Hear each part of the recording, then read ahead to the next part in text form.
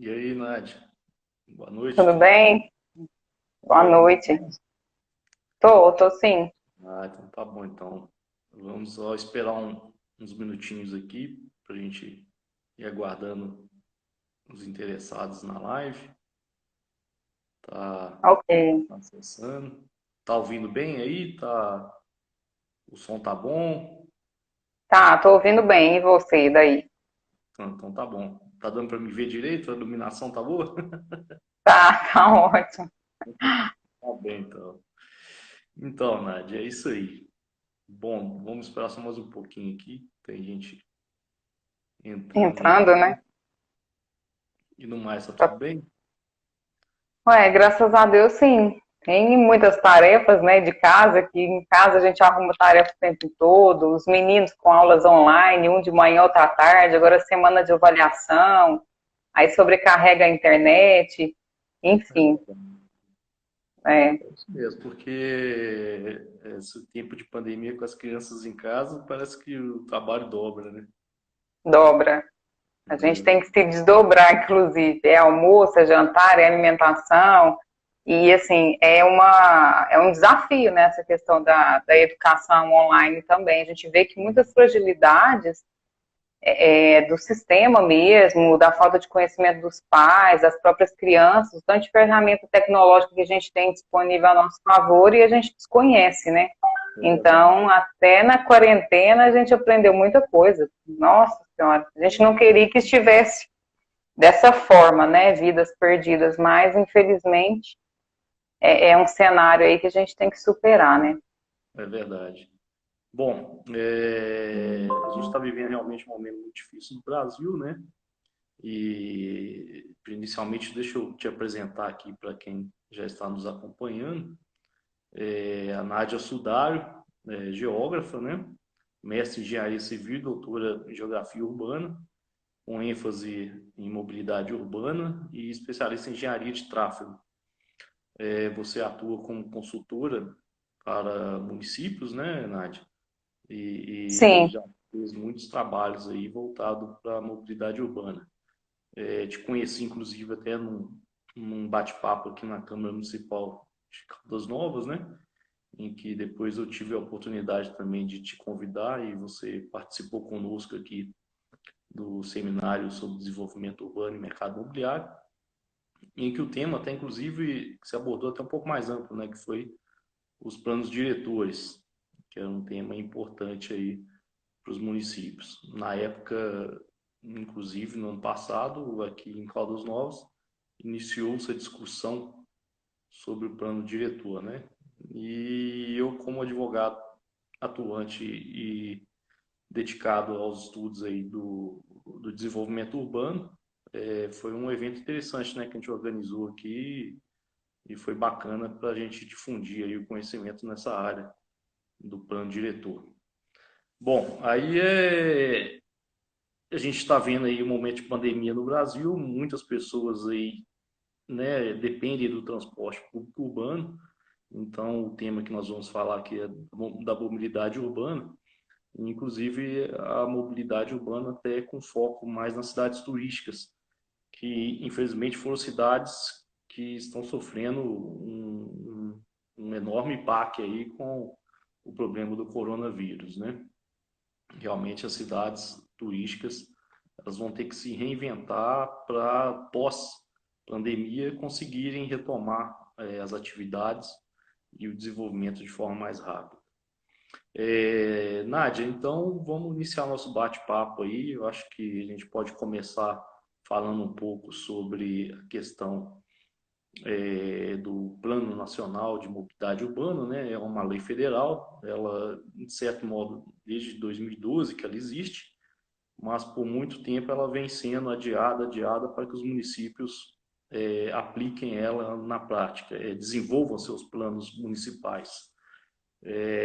Então, são todos os municípios acima de 20 mil habitantes, têm o seu dever de casa de elaborar esse plano diretor de mobilidade urbana. Gostaria que você falasse um pouco sobre essa lei, as diretrizes dela, os planos. Vamos combinar aqui, nós temos meia hora de bate-papo, né? Então são 8h05 agora. agradecer aí as pessoas que estão participando. Estou vendo aqui um empreendedor imobiliário aqui de cidade, que é o Murilo Marinho da Cruz. Vi uma colega arquiteta também, Patrícia, um grande amigo, o procurador municipal lá de Belo Horizonte, meu xará Fernando Júnior. Então tá bacana, pessoas qualificadas aqui participando do nosso bate-papo. Vamos lá, Nádia.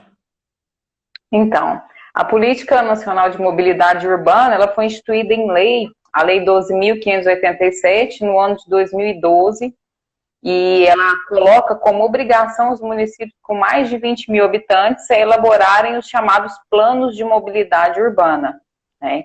Então, nós temos um novo prazo, o município com mais de 20 mil habitantes é obrigado na forma da lei, assim como os planos diretores, o Estatuto da Cidade, a Constituição Federal, coloca que esses municípios com mais de 20 mil habitantes são obrigados a elaborar os seus planos de mobilidade urbana.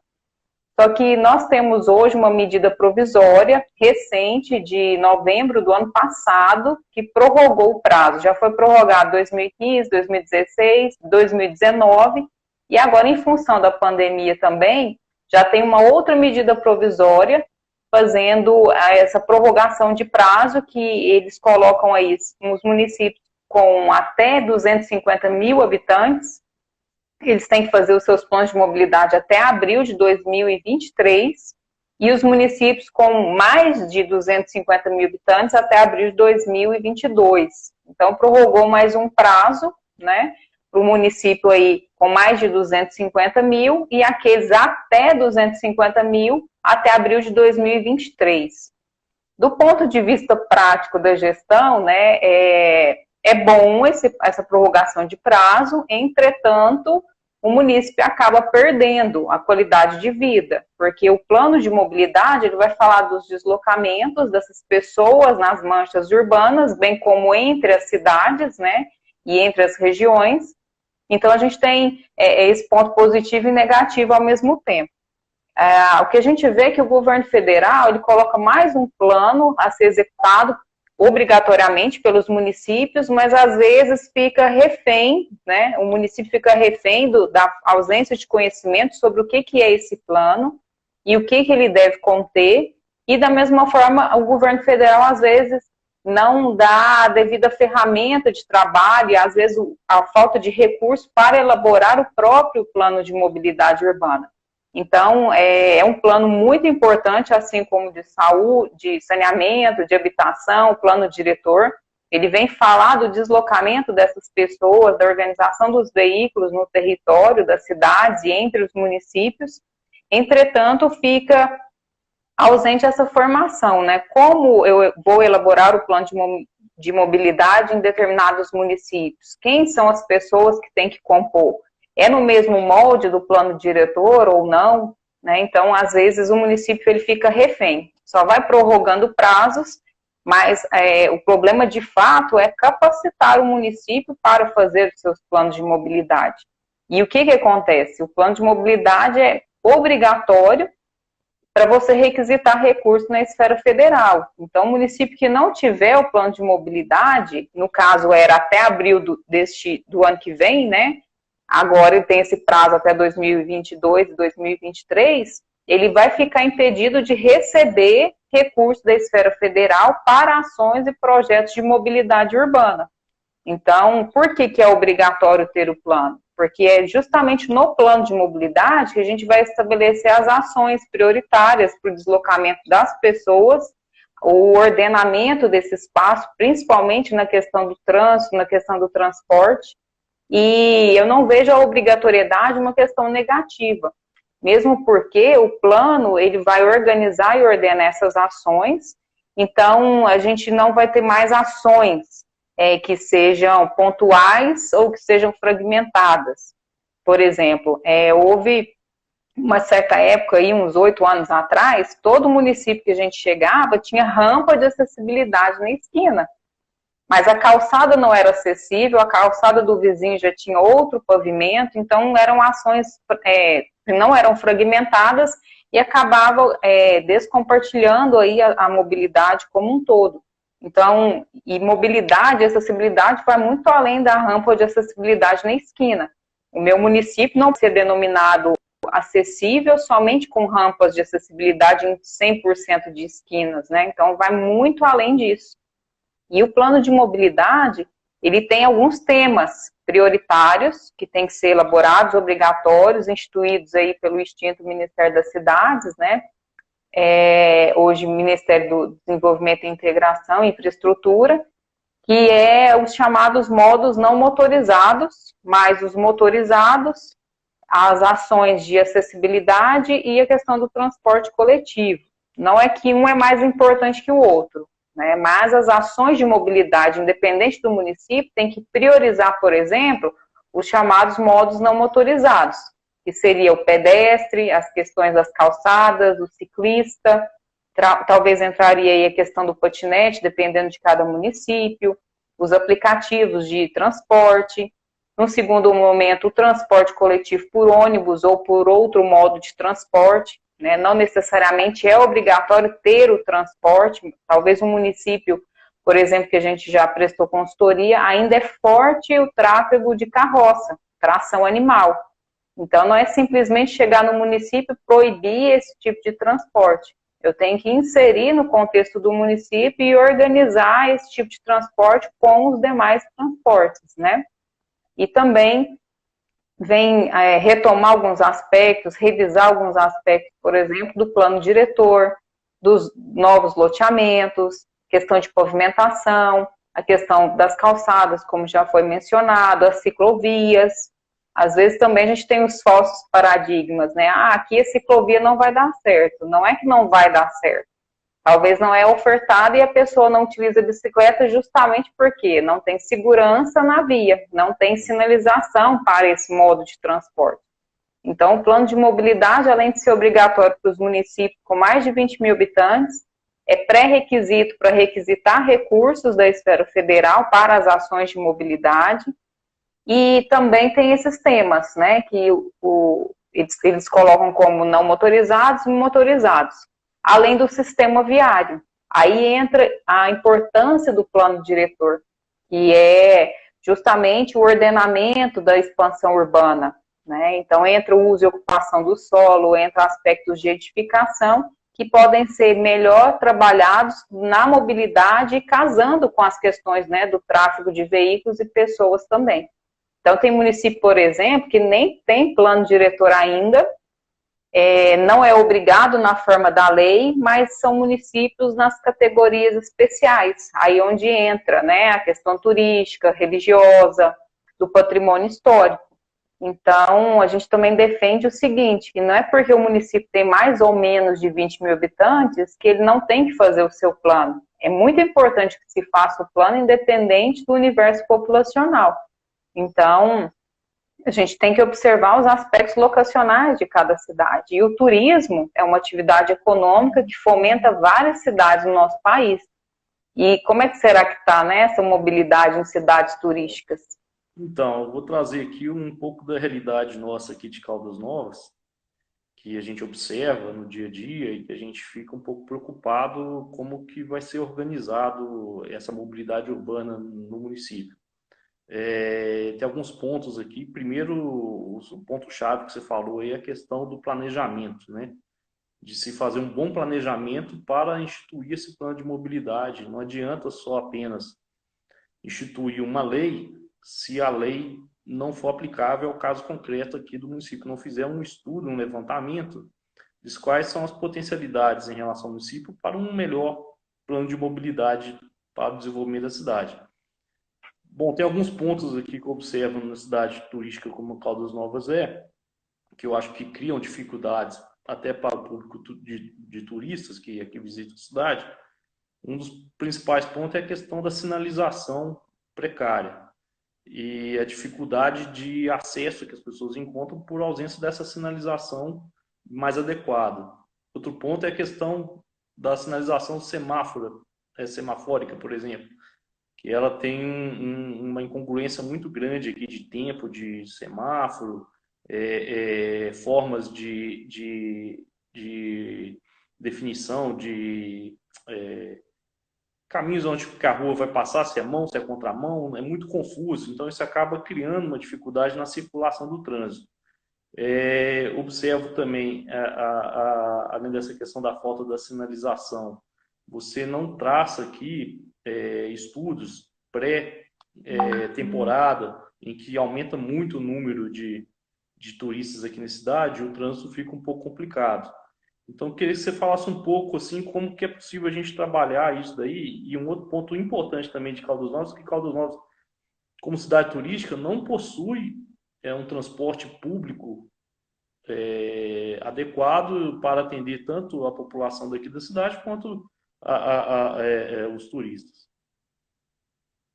Então, do ponto de vista da mobilidade, principalmente na gestão de trânsito e transporte, para cidades turísticas é fundamental que o município tenha dentro do seu órgão aí estruturado um departamento de trânsito, uma seção de trânsito, uma secretaria ou superintendência, né? Mesmo porque a gestão de trânsito ela tem que ser equilibrada no mesmo nível de importância que a saúde e a educação, por exemplo. Ainda mais em cidades turísticas que recebem um grande fluxo de pessoas e veículos. Então, os estudos são fundamentais, que a gente chama de estudos de origem e destino, né? Quem são essas pessoas, de onde vêm, quais os empreendimentos que existem no município, quais são o perfil desse público, né, que vem, são idosos, são crianças, é um aspecto mais familiar. Então, a gente precisa entender esses dados para depois partir para o planejamento. Infelizmente, a gente tem grandes empreendimentos, bons empreendimentos, mas que hoje não estão adequados no ponto de vista da acessibilidade, né? Então, às vezes tem a rampa na esquina, como a gente estava falando anteriormente, mas eu tenho um prédio hoje, por exemplo, que não tem um elevador, que não tem uma rota acessível, que não tem um plano de fuga, por exemplo. Então, a ausência de levantamentos de dados, de pesquisas e estudos, acaba tornando, né, o plano não factível, não é possível de fazer um plano de mobilidade. E o que a gente tem visto também em alguns municípios é cópia da lei. Então, tem muito município que pega ações prioritárias de uma cidade em Tocantins e acha que é bonito, leu a lei, é bonita, vou aplicar em Caldas. E não é assim. Não é possível e não tem como as ações prioritárias lá em Tocantins ser as mesmas ações prioritárias para Caldas Novas.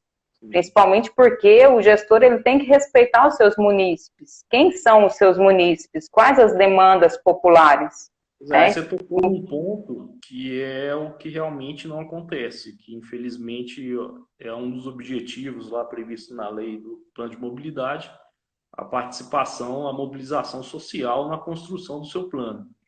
E que nós observamos aqui que o projeto veio sem qualquer discussão e com a população sobre o que seria a construção desse plano diretor, desse plano de mobilidade urbana aqui na cidade. E fica uma lei sem efetividade, né? Isso é muito ruim. Isso, além de ter uma lei não efetiva, né, lá na ponta quem está perdendo é só o município. E, além disso, mais complexo ainda é que o município, quando ele for requisitar recursos na esfera federal ou fazer alguma proposta, algum projeto que vá requisitar recursos, por exemplo, eu quero implementar uma rede cicloviária, mas a minha lei foi uma cópia de outra cidade e não se sabe nem qual avenida, qual a parte do sistema viário que vai ter essa rede cicloviária. Então, vai ficar, inclusive, difícil e impossível até justificar para o órgão que está fomentando esse recurso, qual estudo que foi realizado para que aquela ciclovia fosse implementada em determinadas avenidas, por exemplo. Então, não é fazer por fazer. E como bem colocou o Ministério também das Cidades, ele fala, a Secretaria de Mobilidade Urbana hoje também, coloca que os planos de mobilidade têm que ter a participação popular. Tem município que faz por fazer também como protocolo, e não pode acontecer dessa forma, porque o anseio popular tem que ser aliado com a questão técnica para se construa um cenário, né, de uma cidade, por exemplo, inteligente, nem que seja definida cidades inteligentes por muitos aí como utopia, mas a gente tem, no mínimo, condição de minimizar esses conflitos, tanto de planos diretores quanto de mobilidade urbana. Então, a participação popular, ela entra principalmente aí como a base do plano de mobilidade. Por exemplo, tem 4 grandes fases que a gente fala para o desenvolvimento dos planos de mobilidade. A primeira delas é a mobilização e a participação popular. Colocar para a comunidade municipal o que é a mobilidade urbana. O que é o plano. Quem vai fazer o plano? Quem vai elaborar esse plano de mobilidade? Como ele vai ser elaborado? Então, tem municípios, por exemplo, que a gente chega, o pessoal, ixi, aqui ninguém participa. Tudo bem, mas pelo menos o nosso papel de convidar, de divulgar, de fazer ampla divulgação, isso tem que ocorrer.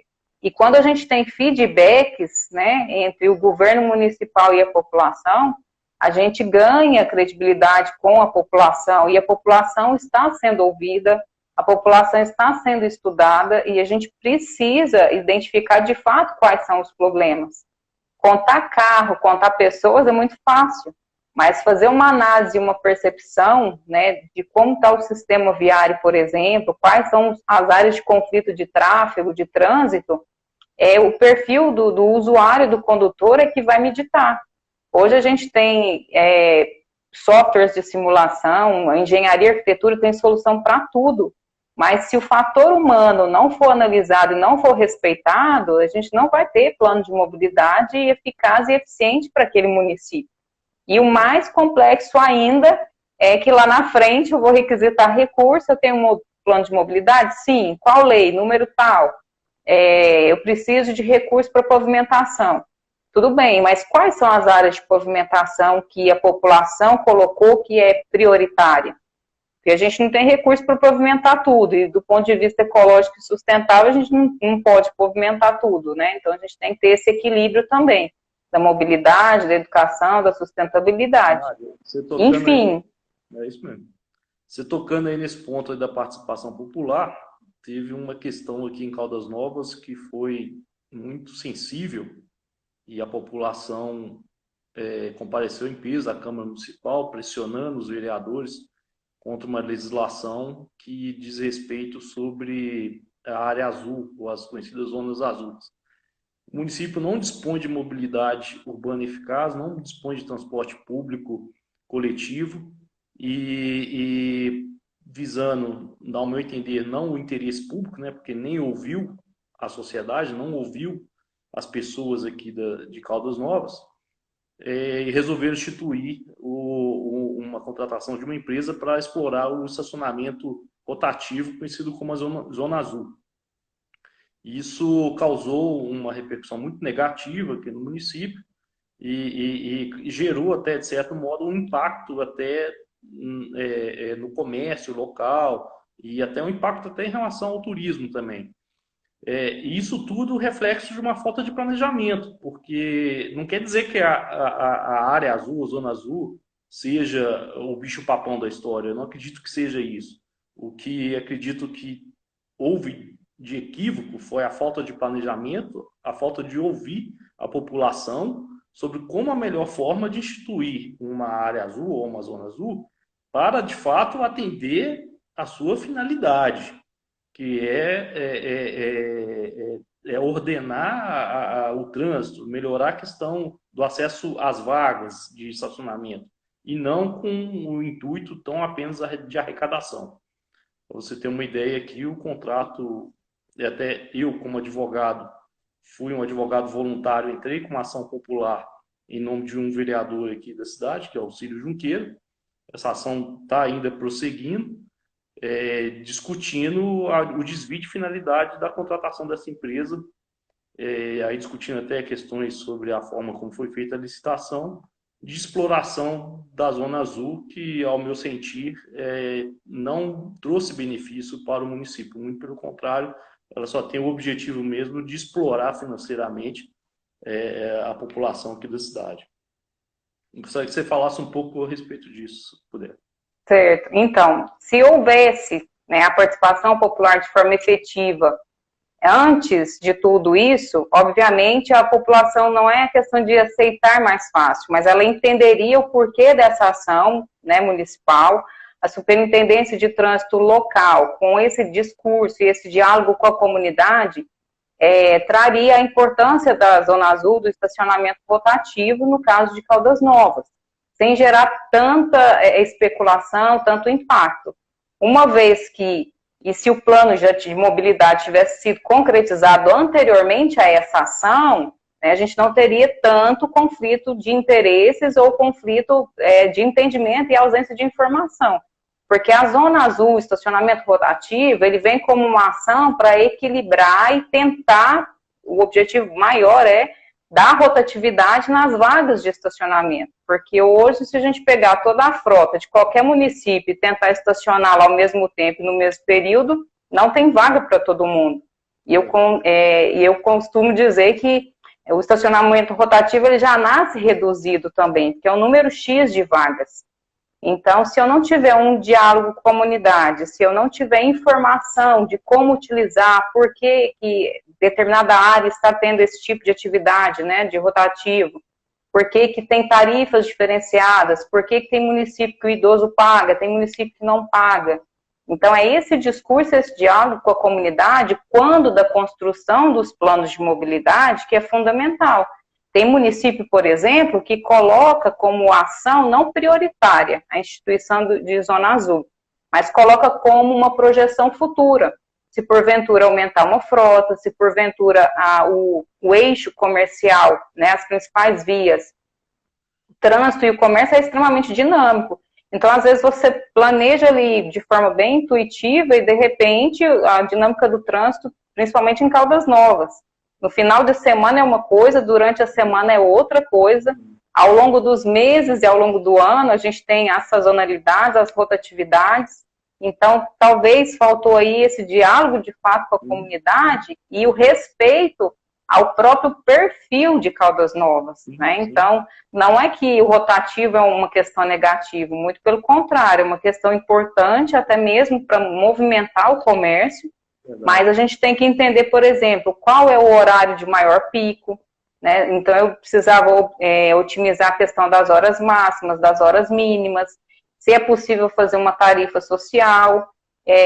Tem municípios que, por exemplo, têm moradores que vivem na área central e que não tem garagem, e que o carro fica o dia inteiro naquela via. Então, como proceder com esse morador que já estava ali antes dessa ação? Né? Tudo bem que é uma concessão de uso de espaço público, vai ter que ter uma lei ali entre as partes, mas são questões bem particulares que têm que ser observadas, sim, para justamente não infringir o direito de ir e vir das pessoas. Verdade.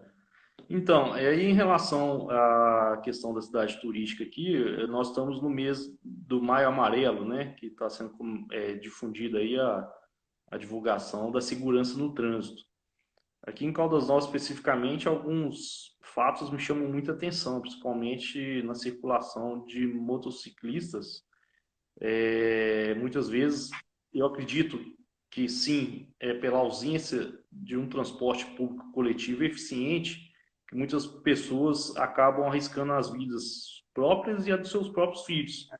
Vejo cenas aqui que eu brinco que acho que é até surreal, de famílias pilotando a motocicleta com um bebê recém-nascido no colo, sem qualquer proteção, crianças entre os pais na garupa da motocicleta, e isso realmente é uma questão assim, que me incomoda muito e eu penso que tínhamos que encontrar uma solução e, logicamente, que aquela solução parte da educação no trânsito e também da participação do poder público para oferecer a essas famílias, essas pessoas, esses munícipes, né, cidadãos de Caldas Novas, uma solução viável para que elas possam se locomover de forma segura. Sim, a gente esqueceu de falar do transporte, né? Também é uma questão muito importante e é um serviço essencial. Mas o transporte também só vai ser eficiente e eficaz à medida que eu partir de pesquisas e dados.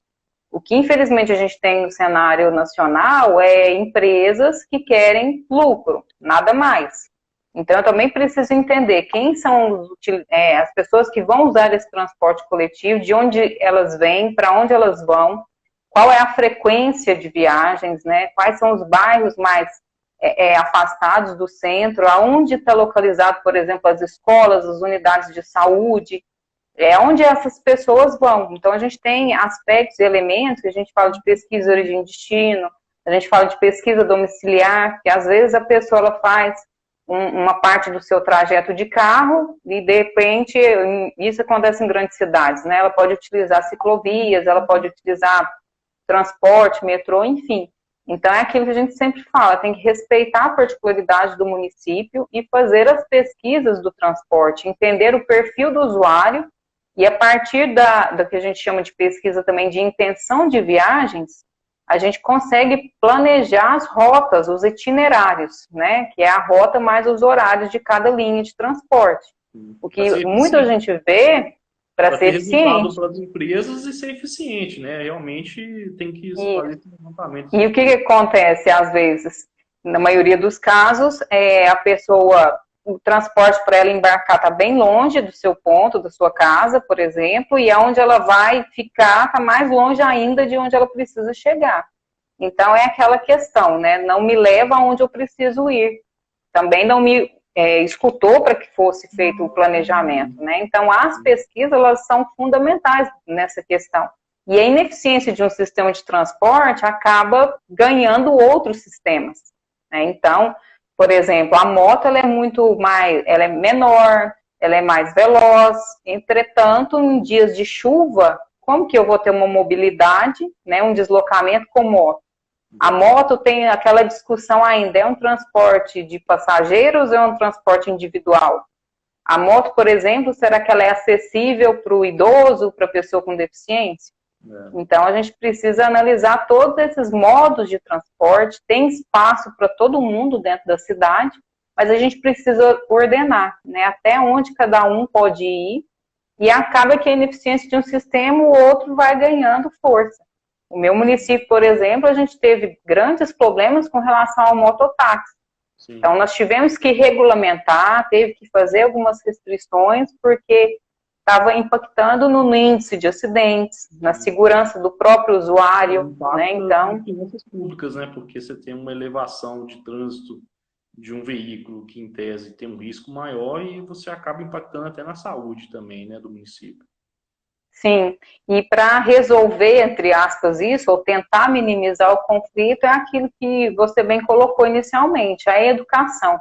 Na gestão de trânsito e transporte, a gente fala do tripé, né, que a base é a educação, depois a gente tem a engenharia, que estrutura todo o sistema, e por último a fiscalização, que é extremamente importante, porque do ponto de vista de trânsito, a gente sempre vai ter o negligente, o imperito e o imprudente, que é o tal fator humano que às vezes a gente não consegue mensurar com tanta precisão.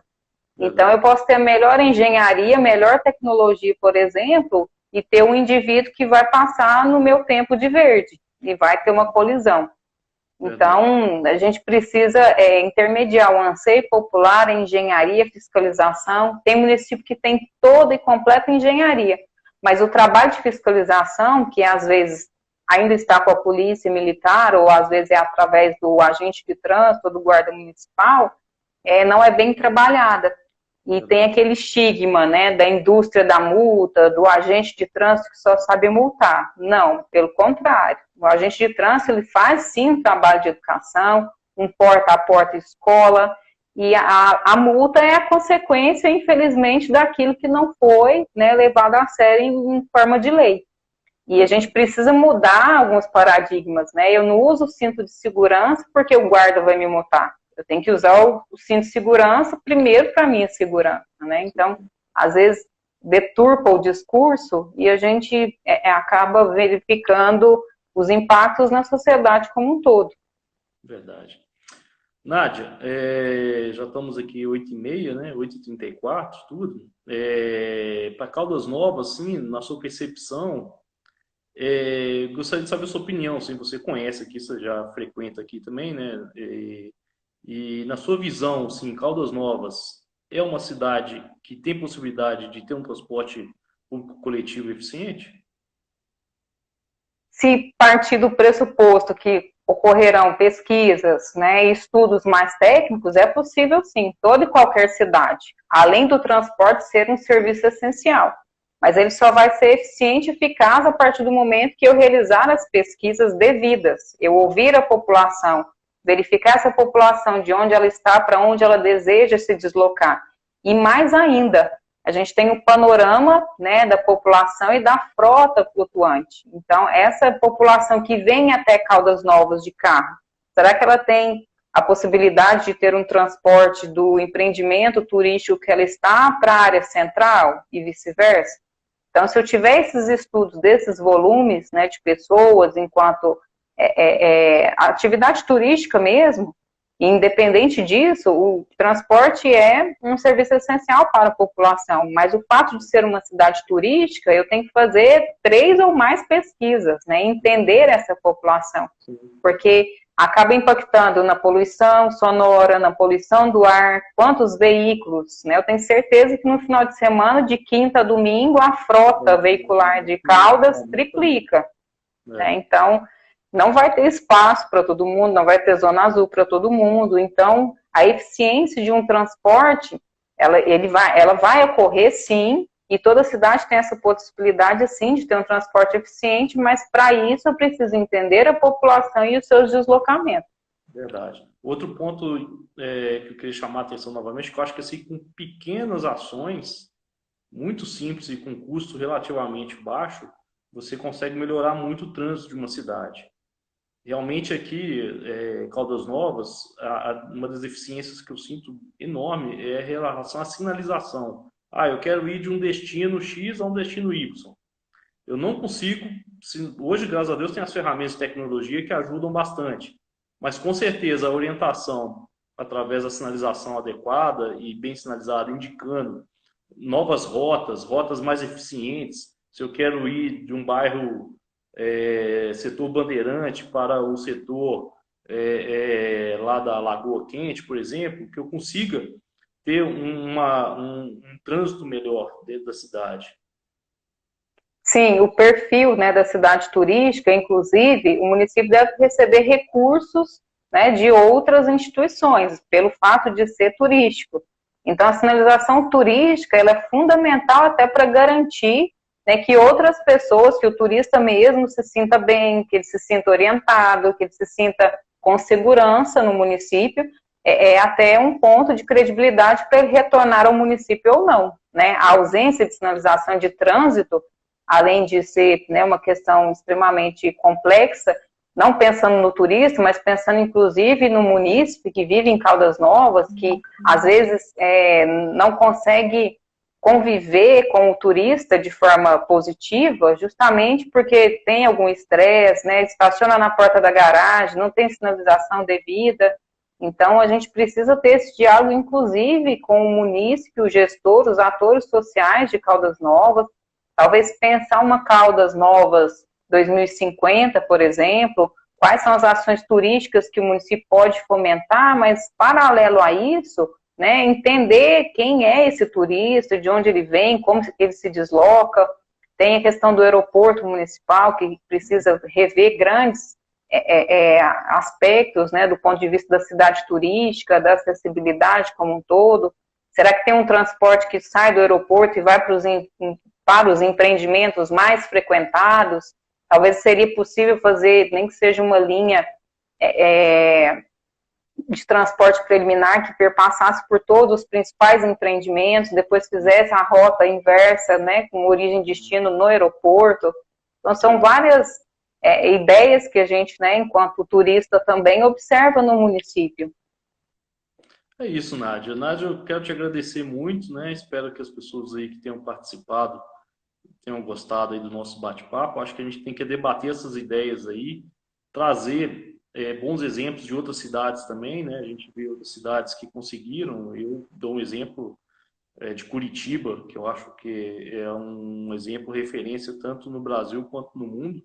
Já morei em Curitiba por um ano lá e digo a você, eu usei o transporte público coletivo muito bom e com muita eficiência, tanto para quem mora naquela cidade, tanto para o turista. Lá tem as linhas turísticas que fazem e são bem utilizadas e os turistas gostam muito. Então, acho que Caldas Novas merece uma atenção especial nesse ponto da mobilidade urbana. Nós temos aqui turistas de diversas idades, né? Tem um público idoso importante, expressivo, que gosta de frequentar Caldas Novas, e realmente a gente tem que ter atenção à acessibilidade nas calçadas, aumentar, ou incentivar as pessoas a caminhar. O clima de Caldas Novas é um clima muito bom, nós temos assim, atrações boas. Eu, como, né, pré-candidato a vereador, desejo muito que essa cidade aqui se transforme no futuro próximo, para que a gente consiga receber muito bem os turistas, que é a vocação da cidade aqui, não tem dúvida disso. Gostaria novamente de agradecer muito a sua presença aí, a oportunidade da gente debater esse assunto.